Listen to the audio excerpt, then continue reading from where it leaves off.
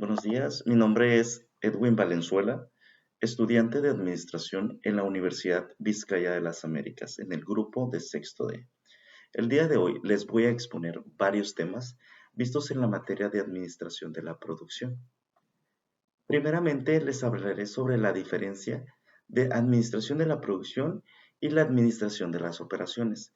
Cuando hablamos de Administración de la Producción, nos referimos que es la que se encarga de regular todas las actividades dentro de una empresa, mientras que la administración de las operaciones es la que se encarga de la parte operativa, la que se encuentra en piso, donde se hace la fabricación o la transformación de los insumos en productos. Todo esto es un sistema, el cual se constituye desde la entrada de los insumos, la transformación, hasta la salida del producto ya terminado.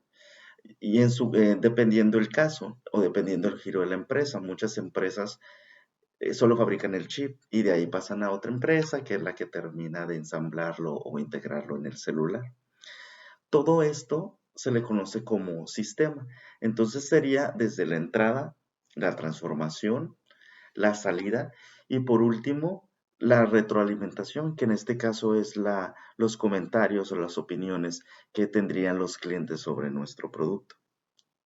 Cada sistema tiene sus subsistemas, que estos son las unidades que se encuentran dentro de este sistema, por ejemplo, algún departamento, algún área.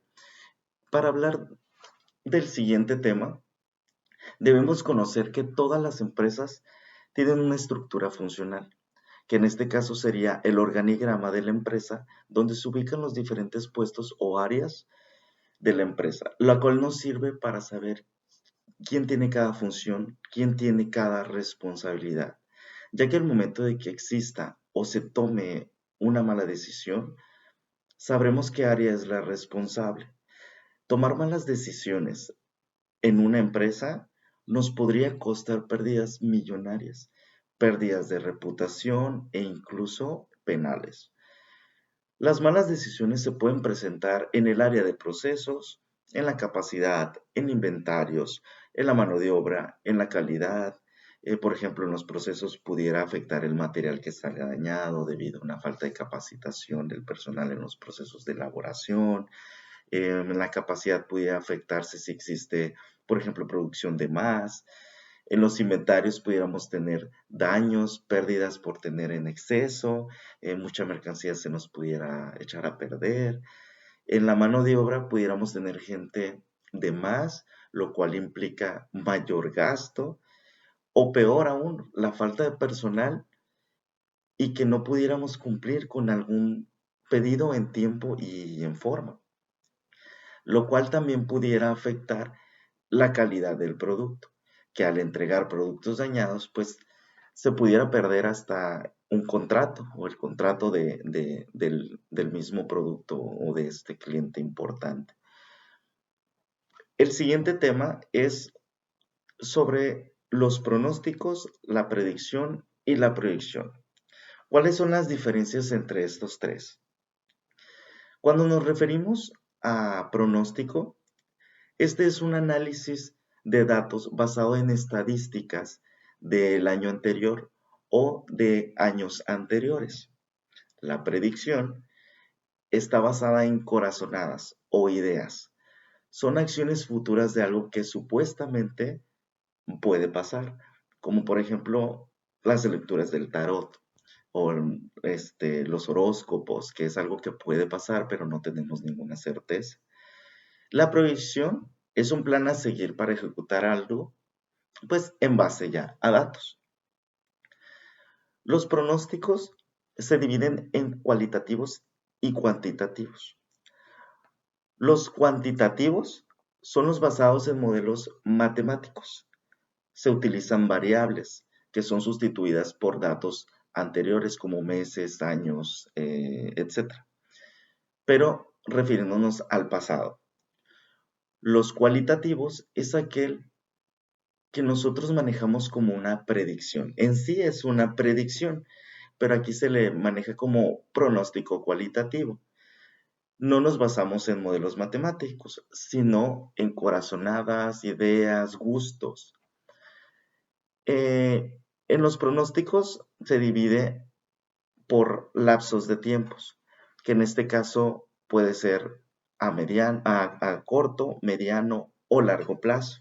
Cuando nos referimos a un corto plazo, estamos entre semanas, pero no llega a un mes. Cuando hablamos de mediano plazo, estamos hablando de varios meses, pero no llegamos al año. Y cuando hablamos de un largo plazo, ya estamos hablando de años.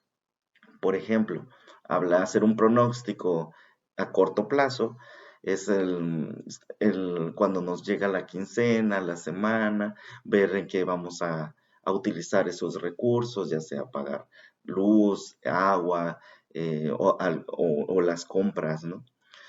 En mediano plazo es cuando utilizamos, por ejemplo, alguna compra a meses sin intereses, que a lo mejor compramos un refrigerador a 6 meses sin intereses, ese sería como un pronóstico a mediano plazo. Y a largo plazo, pues estamos hablando cuando se trata de un crédito hipotecario, un crédito de auto, que ya nos basamos a varios años.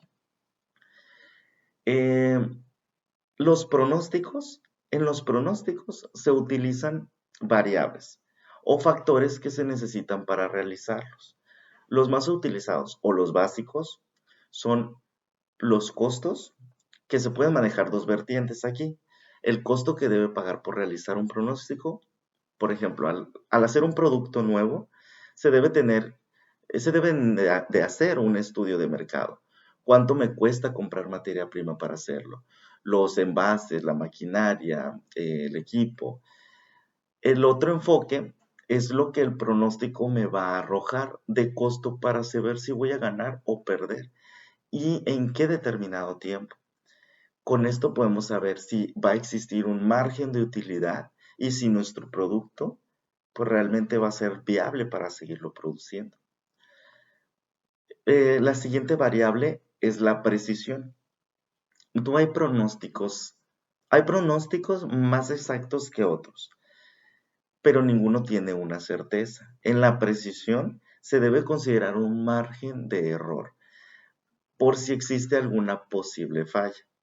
Aquí es donde siempre debemos tener un plan B, que nos ayude a tener una solución ante lo que se nos presente. Debemos manejar una confiabilidad, pero no de un 100%, más o menos debe ser un 95% con un margen de error de un 5%. La siguiente variable son los datos disponibles. Esa es la información que se tiene de datos pasados o los reportes que debo tener. Es lo que yo me voy a basar para diseñar o crear el pronóstico. Hacer un plan de negocios, por ejemplo, para producir algo, se necesitan los reportes de ventas, la materia prima, los recursos humanos, etcétera. Y la siguiente variable sería el lapso de tiempo, que este está orientado al tiempo que va a cubrirse, ya sea corto, mediano o largo plazo. El siguiente tema es el estudio del trabajo. Antes del estudio del trabajo está la ingeniería de métodos, que es la principal que se encarga de la creación de dichos métodos que el estudio del trabajo va a analizar. Y el estudio del trabajo, esta es la parte que se encarga de analizar las actividades o las operaciones dentro de un área, los métodos, los procedimientos con los que se va a trabajar, ya sea que se realice un producto o un servicio. El estudio del trabajo se divide en dos partes fundamentales: el estudio de movimiento y el estudio de los tiempos.